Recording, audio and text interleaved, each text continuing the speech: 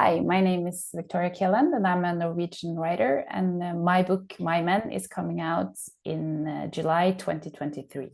Let's just dive right in. I always start with the same 5 questions for everyone. So, when did you first identify as a writer? Good question. I think, at least for me, I identify as a writer pretty late in my sort of career, in my mid-20s, I think. What were you Because I doing used to play before? sport. Yeah, I was playing sports and being with people. I was not sitting inside reading or writing or anything like that. So there How was did you nothing. discover it? It was when I started university as a 19-year-old, and I sort of didn't understand anything, or I was sort of the language they used at the university was quite strange to me. And then somewhere in between of that, just started blogging actually, because I Oh, didn't sort of, I needed something to, I just needed to write down my own language in despair. I think I just needed to write something that that I myself understood. So I started blogging, and then I was quite angry at the academia and the scholars and the literature and stuff like that. And then I found out that I really liked to write. And then a couple of years passed by. And then when I got into that writing school, then I sort of understood that, okay, this is something that I want to do, and I need to like stop having this sort of ironic distance to my own writing. uh-huh. Yeah. So I just had to dive all in. So I think I was around 23 when I started Uh-huh. that writing school, and I published my first book 4 years later. Yeah, in 2013. Yeah, and that was when I started like identifying being a writer, wanting to write, wanting to be a part of that world as like Hmm. uh, a person who was interested in art and culture and literature and stuff like that. Yeah. I love that journey. What's your all-time Mm. favorite book? Yeah, I was thinking about that question. I think it has to be a Danish poet called Inger Christensen. In Norwegian and Danish, because it's sort of the same languages. The book is called Det, which translated in English is it. It has a bit, I guess, the connotations to it is different in the States than it is here. But What does it translate to? it, Just I, it, just a yeah, thing. yeah, it, like the it of Uh-huh. everything, sort of. Yeah, so I found, actually I found the Wikipedia article. I don't think it was translated until, it's a book from 1969, but I think it was translated to English in 2006, actually. Yeah. Oh, so I can read it Yeah. if I want. Yeah. But what's it about? It's about the it of everything. What does that mean? Yeah, what does that mean? I think it is, yeah, it's poetry, and it sort of goes into the language itself and how language sort of, we see the world through the language, and it sort of breaks up all the parts of the language and then put it all Uh-huh. together so we see the world. Yeah, so it's quite analytical, but it also is really organic. And all of her poetry is like that. She has a poetry collection called Alphabet, which is, the form is quite unique. It's like mathematical system of it all. Yeah, so she works quite like sciencey Mm-hmm. with the poetry, but it's also quite embodying like everything. That sounds awesome. It's a really intimate poetry, but it's also quite like intellectual as well. Yeah. Ooh, I can't wait to see it. No, it's sort of like, and you can also see like the some sort of a religious part of it all. Like it's because it refers to, Like us and how like to the put it. magic of the universe.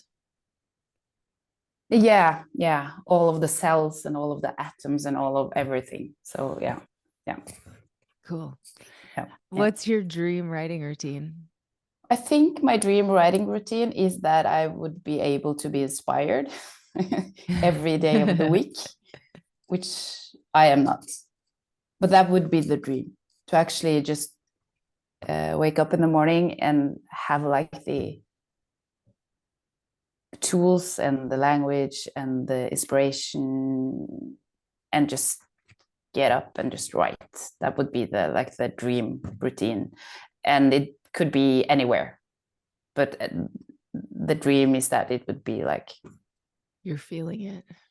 Yeah, and just 5 minutes from when I wake up to I walk out of bed, and then just sit down and just write.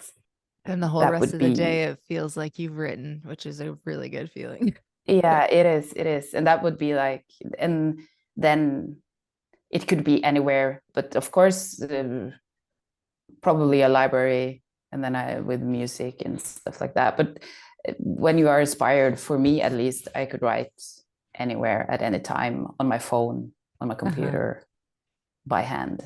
Yeah. So what does the real writing routine look like? Yeah, that is more, I don't know how to put it, forceful, or at least right now I'm kind of confused, because all up until now I've been working full time, and then my reading, and writing routine has been that I have to write in the evenings and in the weekends and in my holidays and vacations.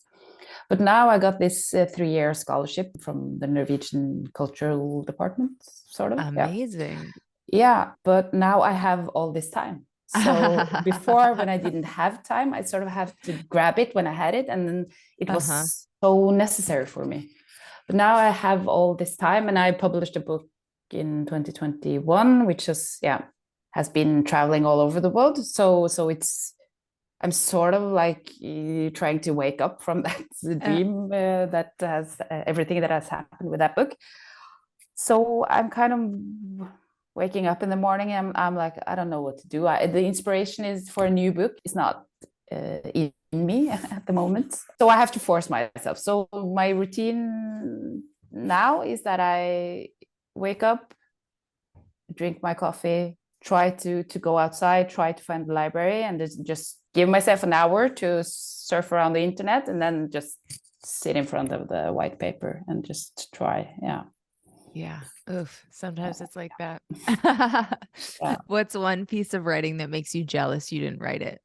That's an interesting question, because I think when I really love something, that is a big part of my love, is that I'm not jealous. Because there's something that I couldn't do myself. So it's so beyond what I could ever have done. It sort of transcends into something that I am not jealous about. Like so that. The jealousy, but the jealousy is sort of there in my life all the time, just by watching people feeling like they are. Maybe this is sort of more of my fantasy than it is probably reality. But it seems to me like a lot of Norwegian writers, they identify with being writers, and they are always so productive, and they are good at what they do, and they're just in it. And that is what I get jealous about, that they are able to identify as a writer and being a writer, and just when they've written a book, they just write a new one, and they just go all in. So it's sort of like more their attitude and their way of being respectful towards themselves and their own writing. That's sort of what I get jealous about. And then of course I get jealous about like when people get a lot of attention when I don't think they should have a lot of attention and stuff like that. But, who's like a quintessential Norwegian writer, like a workhorse writer that you're talking about, where it seems like they just are able to crank it out regardless? Who comes to mind for you? A colleague of mine called Nina Lykke. I don't know. She's sort of like this big writer in Norway now, and she has this sort of framework that she has to publish a book every second year, and she's actually doing that, and she's living off being a writer, and I'm so impressed. But it has taken her quite some time to get there, that she could be in that sort of universe where she actually can produce so much and so good, and so being like a nice person and a good writer as well. So yeah, I kind of look up to her, but I'm also jealous. But she's, I don't know, 15 years older than me, so maybe Yeah, I'm a little maybe I will jealous get there too. someday. Yeah. Yeah. Okay, so let's talk about your first book, as I understand, was in 2013, a short prose collection. Say the title for us. I'm terrible with. In in Norwegian it's called Ilingen, and I think in English it's translated to In the Heather. Heather. Heather, I Yeah, think. Heather, maybe. What kind of themes does the book deal with? That is quite like nature, a nature loving book. It's different small texts surrounding the female body, how it is experienced within, but how it is also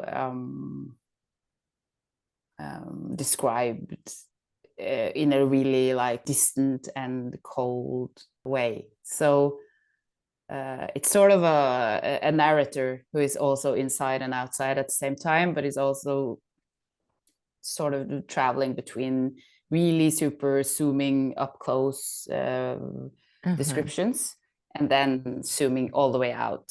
So it goes back and forth between like the female body, different types of animals. Like there's this text about a moose in the forest, which has been shot by some hunters. And in that particular text, the body sort of transcends into being a woman. But what you see is actually a moose or an elk. Yeah. So that's Interesting.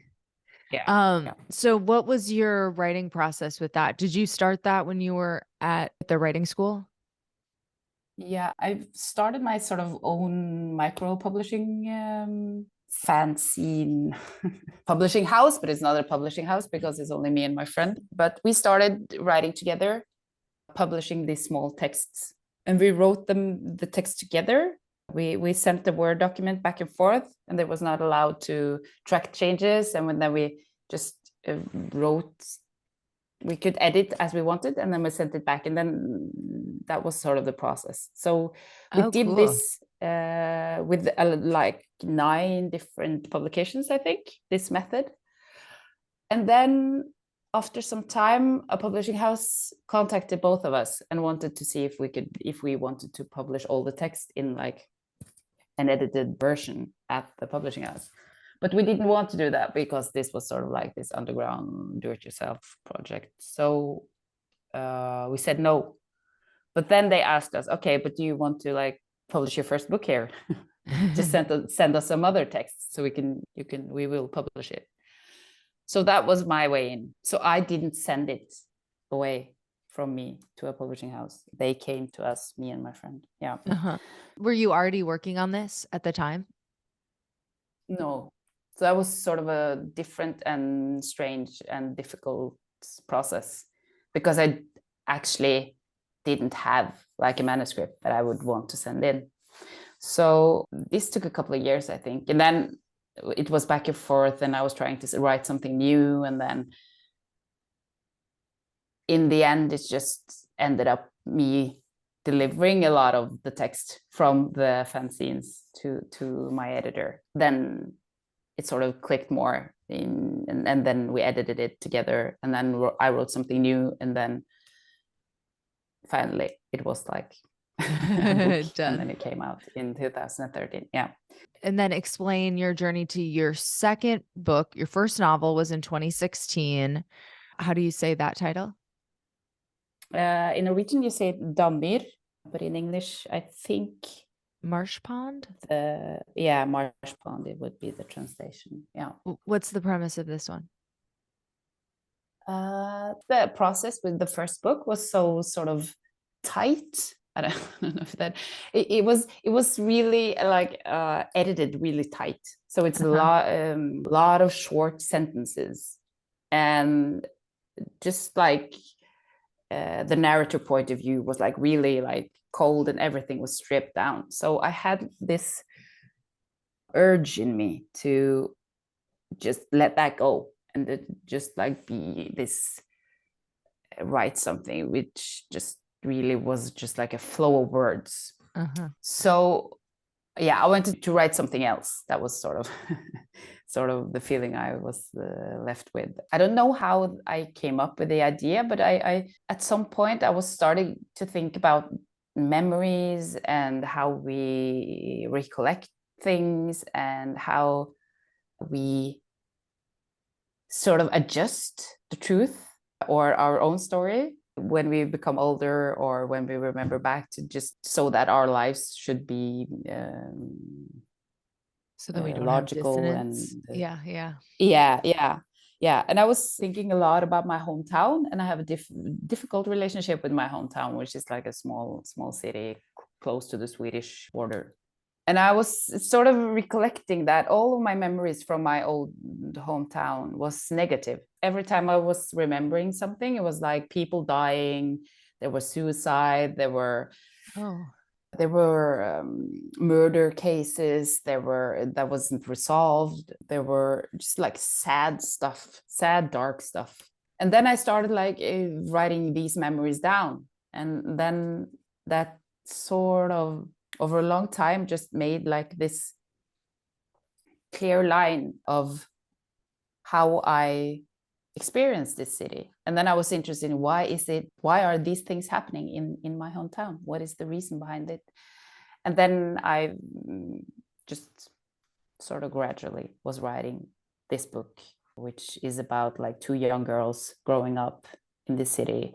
And you have two unsolved murders, one from the 1930s and one from the 1970s. And then I'm sort of like telling the story of the town through these young girls and how they are, sort of coming of age novel. Yeah. And the case from the 1930s is quite interesting because it was in that small town, there was like a huge interest for the spiritism and like talking to dead people and being like a medium for the unknown. Yeah. So that was the murder happened in that among the people who were quite interested in this spiritual spiritism and talking to dead people. So that is also a big part of the book, because there was a famous medium from my hometown who spent her whole life talking to dead people.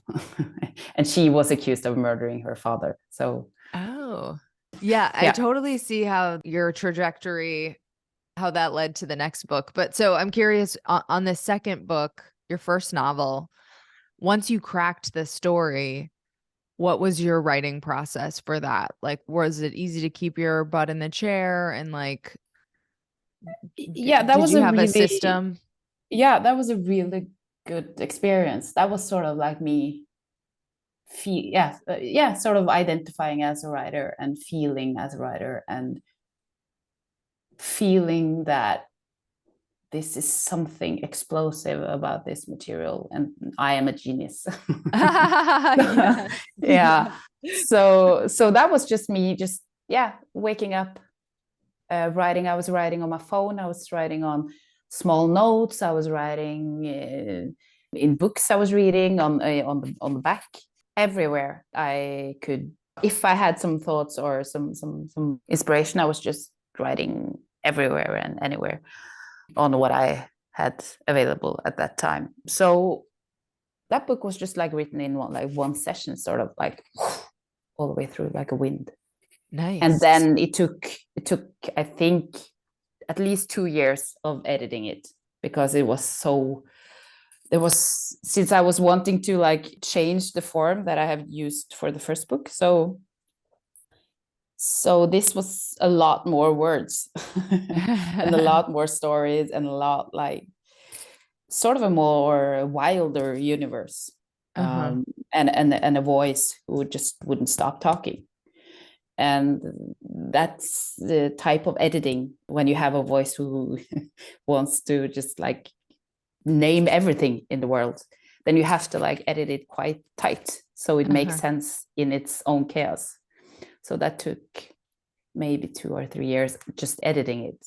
And then how did it find its home? Like, was it in kind of its final form when you found a publisher, and how did that work? No, I actually changed publishing house between my first and my second book. And when I found my editor, which is also my editor today, she was quite fond of the manuscript when she got it. But as she said, we need to edit this thing because I know you want chaos, but for chaos to actually make sort of sense or to at least have readers, you have to have a form for the chaos. So she was the one who was actually like made it become a book, I would say, or maybe made it become like a version that could be printed. How long were you working with her on it? I think a total for 3 years, maybe. Oh, so Yeah. you had come up with the idea or whatever, and then And then started I that sent it, yeah, relationship yeah, because I before don't you know, rewrote it. yeah. So, but in Norway we don't have like literary agents. So Oh, if you want to publish your book, you send your manuscript directly to the publishing house to the editor. uh-huh. Yeah, so there's no like person you have to go through to actually get to the actual person you want to That's work with or nice. talk to. Yeah, so it's a shorter distance. So she was just answering me. I think I sent it on a Monday, and she was answering me probably Wednesday or Thursday. That okay? Do you want to come in and have a meeting? Nice. Yeah. So after that, we worked for maybe 2 or 3 years, I think. And she's really, really, really, really a good editor. So she understood quite fast that I have a big ego. So she was actually she was actually sitting with me when she was making changes in the manuscript. She invited me in, and then we sat like I don't know, maybe 4 or 5 hours, just going through each page and each change or edit. And Uh-huh. she would just like walk me through it because I was sort of like crying every time I saw that she wants to take out a word or change a sentence or move some part later in the book or yeah. And she understood that quite fast. So she was like, okay, let's just go through this. And now we have a really, really strong and I would say safe bond, which means that I trust her so much when giving my manuscripts to her. Yeah, because I know she sees the light in the end of the tunnel. She knows where we're going. So yeah. That's amazing to have a partnership like that. So, for the publishing with that one, did it find the audience that you wanted it to find? How did it go? I think it went well since I'm at a publishing house who is only publishing comic books. My book was noticed quite well because I'm the only writer at that Uh-huh. publishing house. So yeah, I think that book found its audience, and it has like sort of organically been traveling around Norway ever since. This was in 2016. But this book is also sort of the book that I love the most. This is my one true love, I think. The I'm really proud of 2016 it. book or the Yeah. new book? No, the 2016 book. That's sort of my baby. That's what I'm mostly proud of, I think, because I know the material from inside out. Uh-huh. So I can just yeah, it's my world. It's my everything. It's what I know. It's what I can. It's where I don't know. The fire is alive in me. So I think the book will keep on traveling, and I will meet people who have read it, and they will come back to me, and yeah, Yeah, in especially the most strange ways. Yeah, as the rest of your work grows, I'm sure you'll, yeah. you know, get more and more fans who want to go back and visit your earlier work. So you love that book. You love the material. How did you find your second novel, which My Men, it was even translated. So I guess before we get too deep into this, explain the premise of the second novel. It's the story about Bell Gunness and the story of my men. Usually, it's easier to start with the end because no one knew who Bell Gunness was until her farm was in flames one early morning in 1908. And they couldn't put out the fire. And in the next morning, in the ruins, they found one female body without a head and the corpse of 3 children. And then at some point, they started like searching the rest of the garden or the farm. And then they started finding even more parts of dead bodies. And I think totally they found parts of dead bodies of a total of around 30 to 40 men. And that was when people were asking the question, who was Belle Gunness and what had she been doing out there outside Chicago in the early or late 1890s? And Belle Gunness was Norwegian servant girl who traveled to the States and was married twice and bought this farm in LaPorte and actually became America's first female serial killer. And I have written sort of an alternative version of her and what her life could have been or would have been. Who knows? Yeah, so interesting. So it seems like, though, because it's based on this true real person, you did a lot of research and like maybe even cited real things from the newspaper and things like that.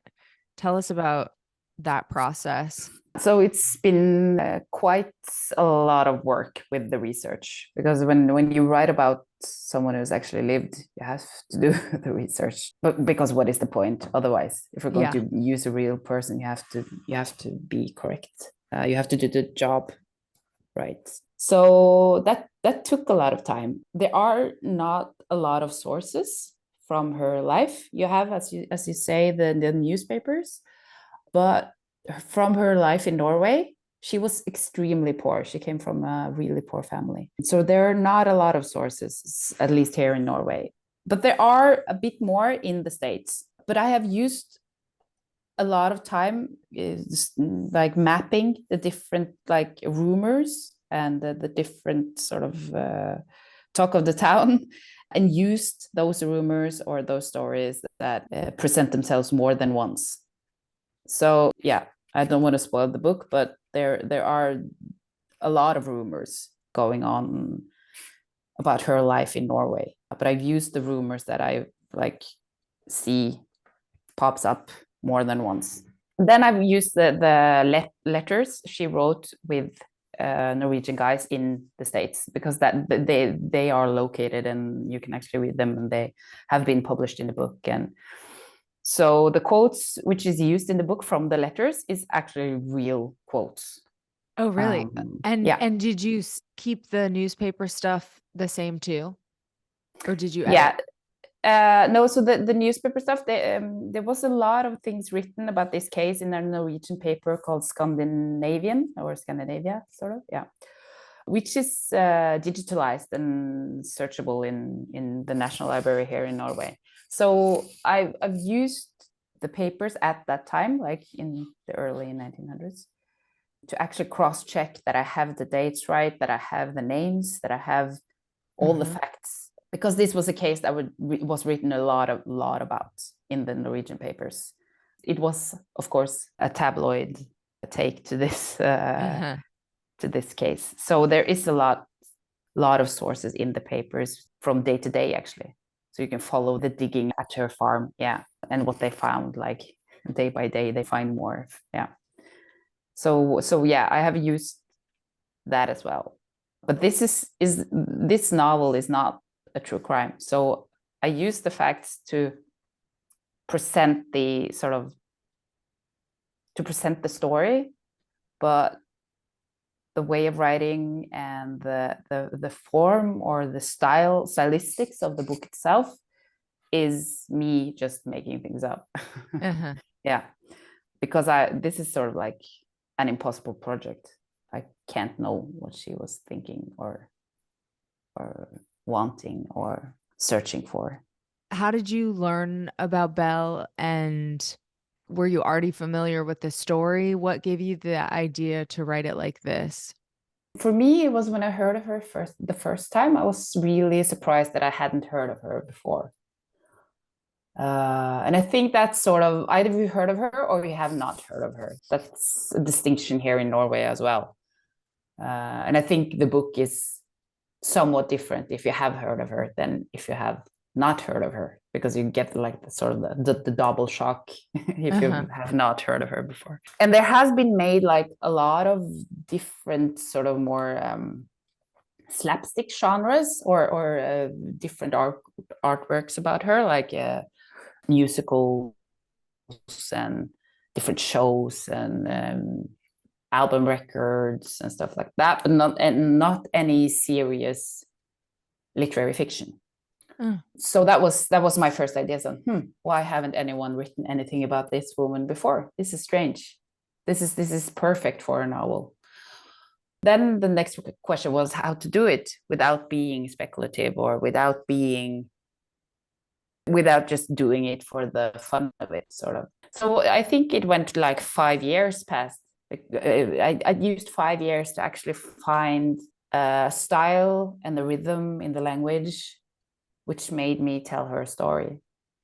And that was one small or big part of finding that style and that rhythm was when I fell in love, when I met my boyfriend, of which I'm together with today. Because when I fell in love with him, I sort of felt that I was going mad. Yes.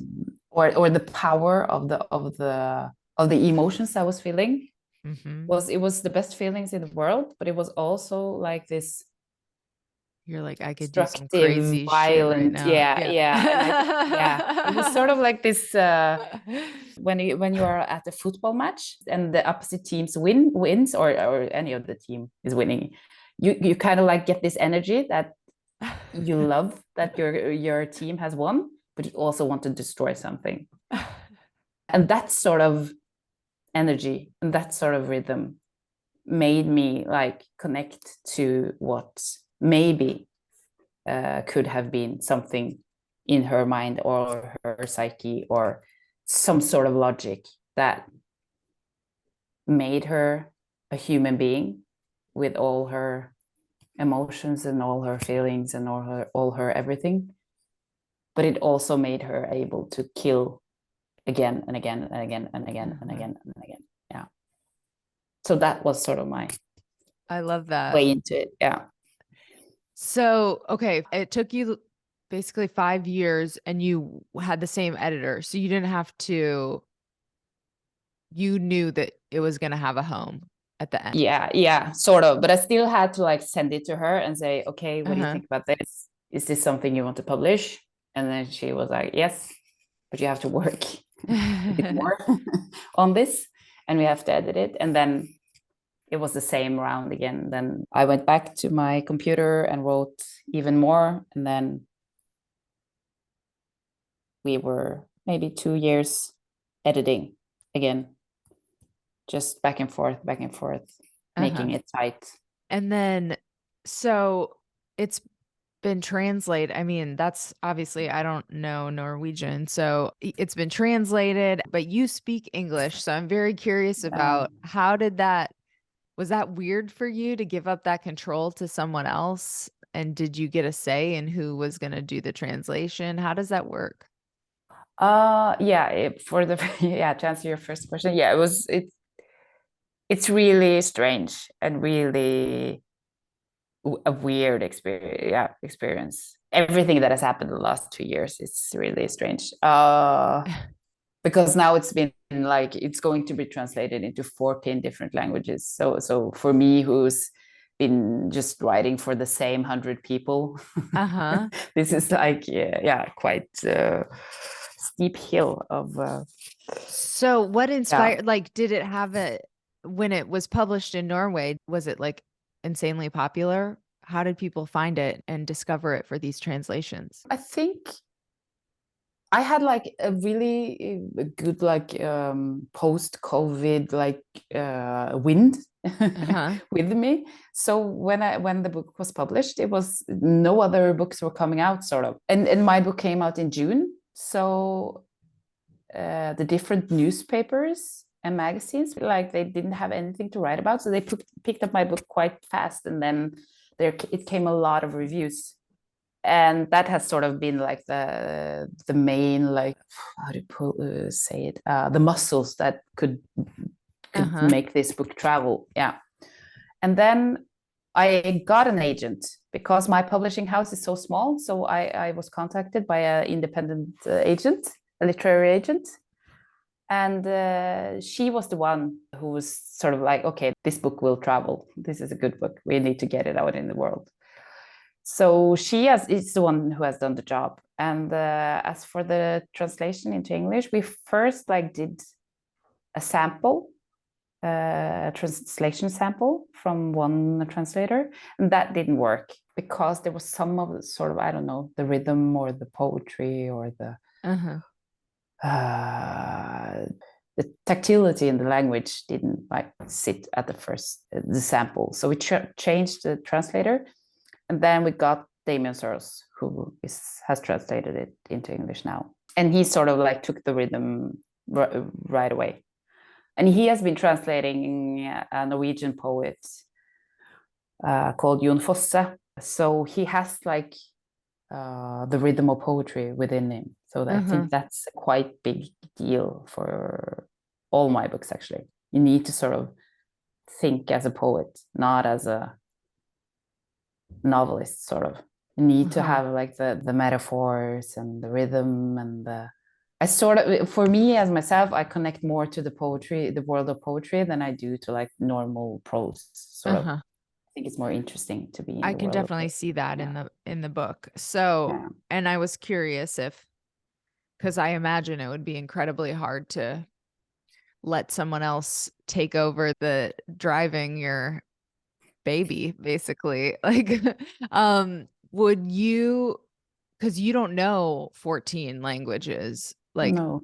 You have to just trust, right? For some of them, you have to just be like, well, I guess if they picked this person, it's going to be fine. It has to be.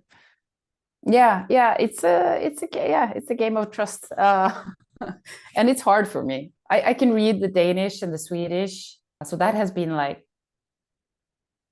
a nice experience because I also read a lot of Danish and Swedish literature for myself.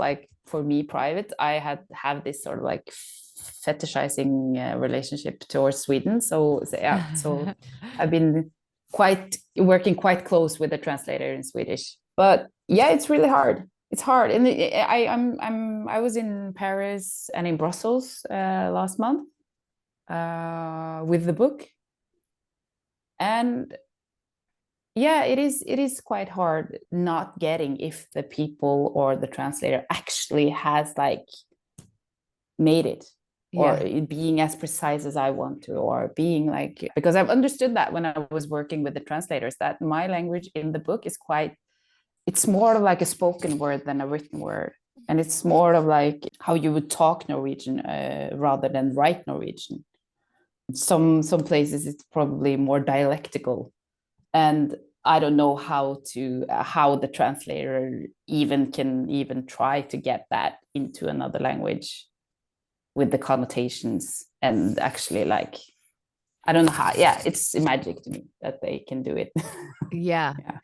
On one hand, it's amazing, it's yes, my book is going to all these different places, and then on the other hand, there's this filter on and sort of, and you sort of, my agent actually told me that the translator themselves often see themselves as artists, and I kind of get that because they are sort of writing a new book.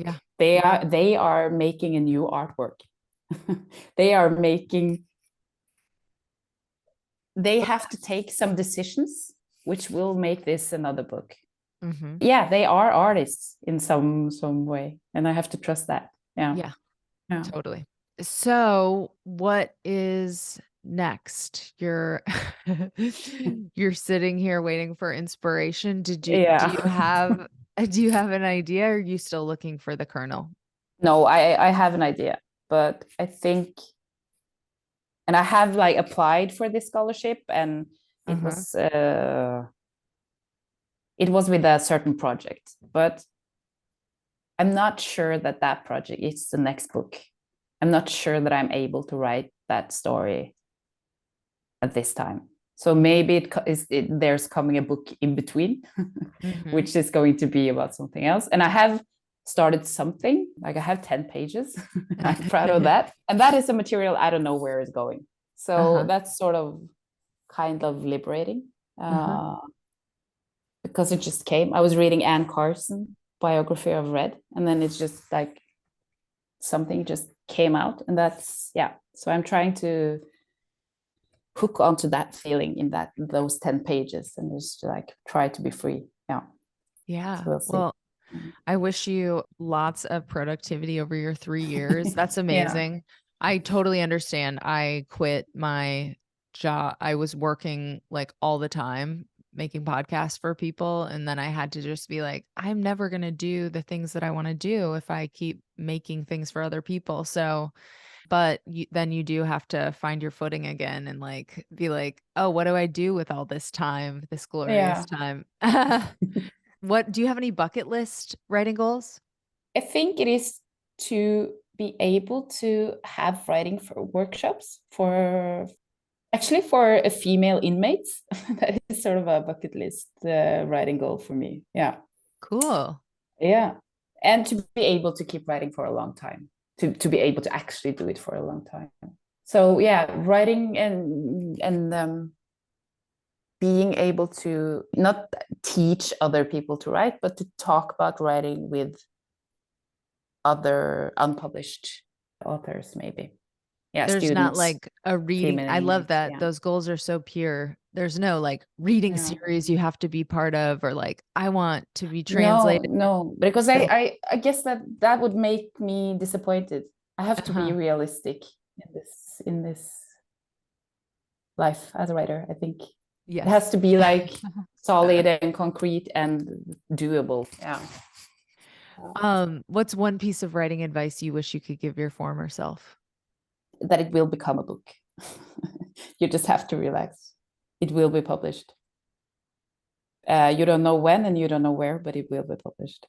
So just like believe in that. Don't panic.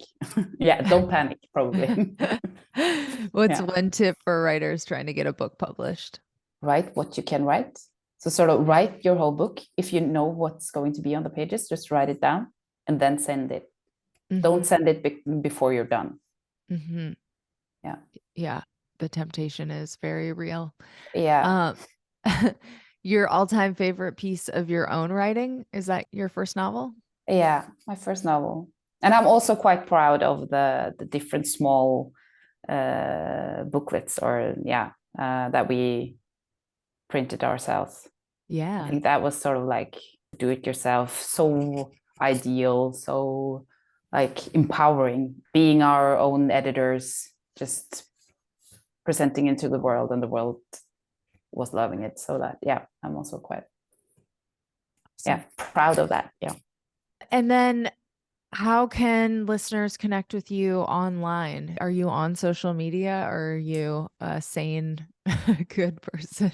Yeah, yeah. This is yeah. I am on Instagram, so V Kielland is my name there. But that's sort of like